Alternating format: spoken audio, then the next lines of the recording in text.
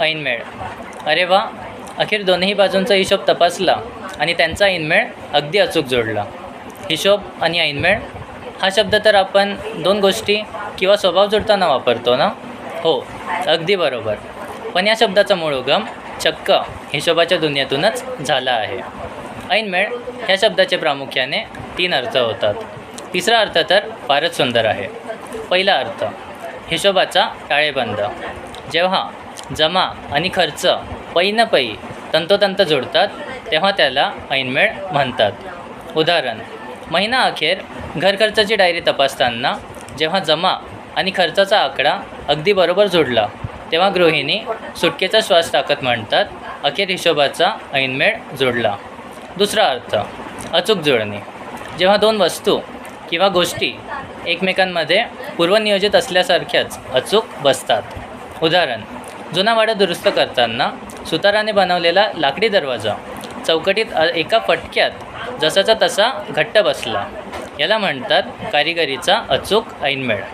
तिसरा आणि माझ्या मते सर्वात सुंदर अर्थ, निसर्गाचा आणि जीवनाचा योग्य मेळ. हा अर्थ खूपच गोड आहे. जेव्हा काळ, वेळ आणि परिस्थिती एकमेकांशी तंतोतंत जोडतात तेव्हा जो एक परिपूर्ण आणि जादुई ताळमेळ तयार होतो त्याला म्हणतात ऐनमेळ साधणे. 2 किंवा अधिक वेगवेगळ्या गोष्टी जेव्हा एकत्र येऊन एक सुंदर अनुभव तयार करतात तो हा मेळ.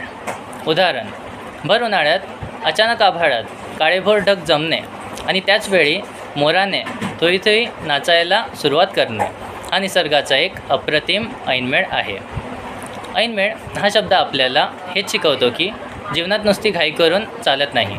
कधीकधी योग्य वेळेची वाट पाहावी लागते. जेव्हा तुमच्या प्रामाणिक प्रयत्नांना नशिबाची आणि योग्य वेळेची साथ मिळते तेव्हा आयुष्यात यशाचा आणि आनंदाचा खरा ऐनमेळ साध्य होतो. आपल्या मराठी भाषेतील हा असा सुंदर शब्द आहे जो जीवनातील समतोलाचे महत्त्व अधोरेखित करतो. तुमच्या आयुष्यातही असे कोणते क्षण आले आहे का जेव्हा 2 वेगवेगळ्या गोष्टी अगदी योग्य वेळी एकत्र आल्या आणि एक सुंदर ऐनमेळ साध्य झाला? तुमच्या त्या गोड आठवणी खाली कमेंट्समध्ये नक्की शेअर करा. या शब्दाचा अर्थ कळला असेल तर लाईक करा, व्हिडिओ आवडला असेल तर शेअर करा आणि अशाच मराठी भाषेतील रंजक शब्दांमागील गोष्टी जाणून घेण्यासाठी फॉलो करा, सबस्क्राईब करा. धन्यवाद.